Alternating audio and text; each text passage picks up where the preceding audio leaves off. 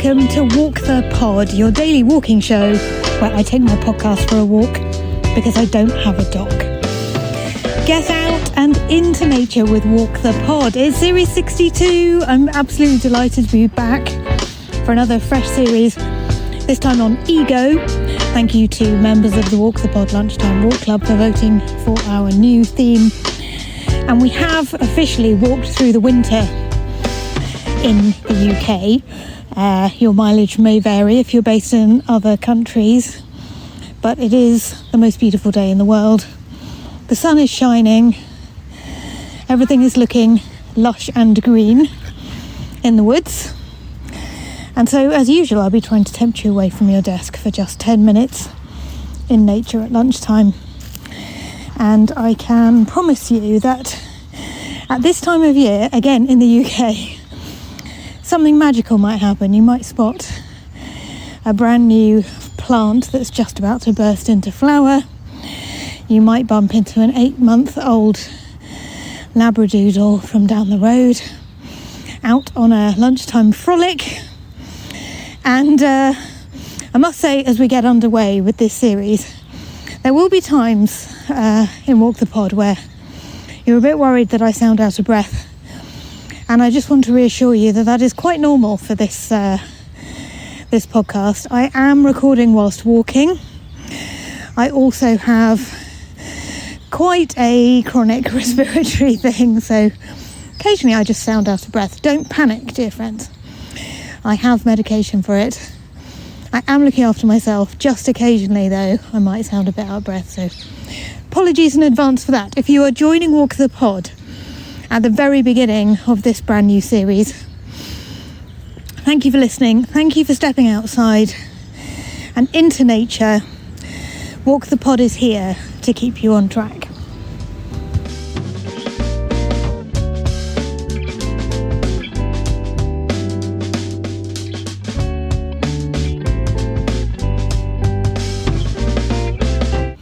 How can a podcast keep me on track getting into nature, I hear you ask? Well, the trick is that you're only allowed to listen to Walk the Pod while you're on a walk. If you make that a rule for yourself, then if you enjoy the podcast, it's one extra little crumb of motivation to step out the front door. Because you think to yourself, I don't really want to go for a walk today. It's nice and warm inside. I can't tell how warm it is outside. I don't know what jacket I need. How many layers do I need? Where are my walking shoes? But then you think to yourself, well, Walk the Pod isn't going to listen to itself, is it? So I need to step outside the front door and get into nature in order to catch up with the podcast. So whilst I would never put any pressure on anybody to listen to anything, and I say to people about Walk the Pod, treat it as a river, just look into it every so often, don't feel you have to listen to every single episode. You can play that game with yourself, should you wish to. Now, we're talking about ego this series, but before we dive into the theme, I just want to describe quickly where I'm walking. I'm in the woods behind my house. There's bird song all around me, as you might be able to hear.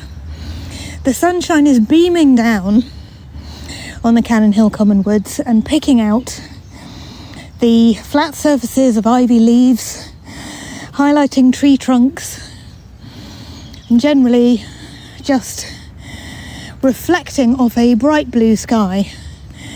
And it's been so miserable for so long. That just makes everything feel so much nicer. So much more pleasant to be walking in the woods. So much firmer underfoot than it has been in the last couple of series, and quite a few little trees around are bursting into bloom. So picture me walking slowly through all of this on a dirt track with trees all around and birds in the branches singing their hearts out. And think for a second about our new theme, which is ego. What on earth does this mean? I first encountered ego as a probably 16-year-old researching a psychology A-level option. Read some of Freud's thoughts on ego.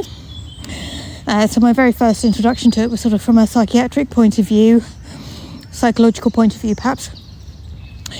And more recently, over the last 5 years, I have read and reread Ryan Holiday's Ego is the Enemy, because having been through a highly egotistical career path of learning how to do stand-up comedy for a few years, and working in universities where one's reputation sort of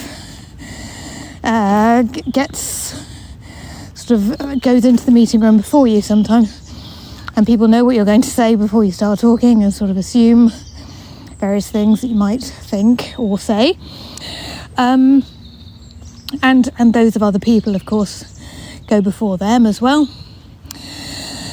It's made me think about this a lot, because Ryan Holiday, who wrote Ego is the Enemy, divides his book into 3 parts. One is sort of the young aspirational person, one is the successful person at the height of their powers, one is the person who's either crashed and burned or is simply in the phase of their life where they're sort of winding things down a little bit and younger people are taking over.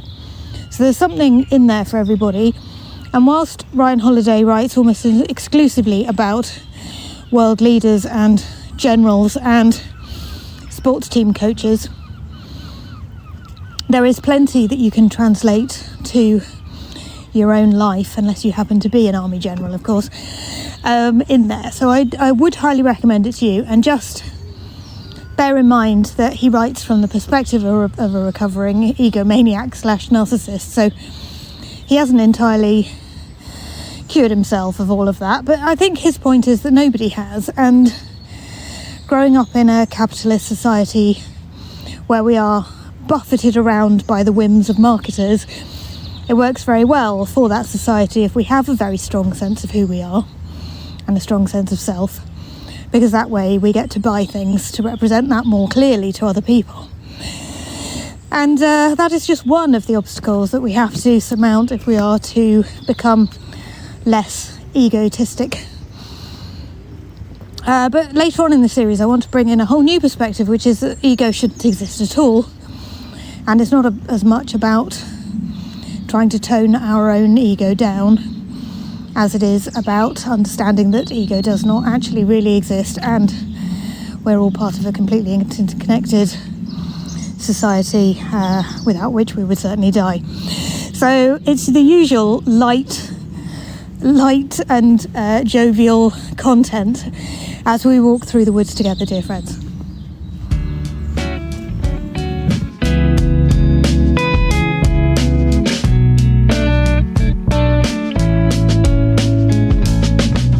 But there's nothing better when on a walk than to contemplate the great existential questions of all of time and space, right? That's what you came here for. And this is what I shall deliver. And I've thought about changing the content of the show on many different occasions, and always I come back to, no, I want to do philosophy / psychology. And I want to do it until I can't breathe properly and have to cough in the middle of a sentence. That is how Walk the Pod is going to go. There's no point trying to make it something different, because that's what it's going to be. And the beauty of having a creative project is it's only sustainable in the format that it's going to be. There's no point trying to force it to be something else. So we just have to keep going with the format that it's decided upon. And this is what we've decided upon. Now, before I tell you what I can see directly in front of me, dear friends, I would like to point out that Walk the Pod is only ever as good as the ideas that come through the theme. Excuse me. So whilst I will be bringing you bits and pieces of ego and what I can discover from reading books, like Ego is the Enemy, but not just that one, I would love to know what ego means to you. And you can tell me what ego means to you by going to SpeakPipe, which you can access via walkthepod.com. SpeakPipe has one big microphone button on it, and if you go there on your phone by going to walkthepod.com and pressing the button marked leave a voice note for Walk the Pod, you'll be able to leave me 90 seconds of your beautiful voice telling me anything that ego makes you think of. Heather Havrilesky recently wrote about having a healthy ego, and so I just want to point out that this is not all about removing the ego or toning it down or squashing it or anything like that. We might conclude that ego is actually quite useful in some way. So I do not have a predetermined conclusion for this series, as always. And recently at work, there were some scientists and some artists who were all in full agreement that the best way to start getting into a topic is simply to dive in, get in the lab, start doing experiments, get in the studio, start putting clay on your potter's wheel or paint on a paintbrush or whatever medium it is that you work with. Start doing and work out what it means later. And so in that spirit, Walk the Pod simply starts and works out what it's worked out at the end. What can I see directly in front of me? Well, I'm in the woods behind my house, as per usual, and it's all extremely lush and green. The birds are enjoying the sunny day. I'm enjoying the sunny day. Everybody around me is enjoying the sunny day. Every time a little pup trots past, you can tell they're delighted that it's suddenly bright and lovely and not cold and wet and miz as it has been for weeks and weeks and weeks on end. I am drawn as I walk along to blossom on cherry trees and also to the green that is everywhere, but finally to the clumps of what are probably crocuses or will be crocuses, but they might be snowdrops or bluebells or something similar. You know, those rather shiny clumps of long sword-shaped leaves that erupt out of the ground in little clumps, and they will eventually put forth some flowers for us. So there's lots to draw the attention on our walk this lunchtime. It's absolutely lovely walking around, and it all seems worthwhile, having been walking all through the winter. If you're just tuning in to Walk the Pod thinking, oh, it's walking weather again, welcome. It is an absolute delight to have you with us. Walk the Pod will endeavour to keep you on track. We'll have another 9 episodes of this series considering ego. We'll enjoy the sunshine. We'll get you out into nature on a regular basis if you'd care to join us.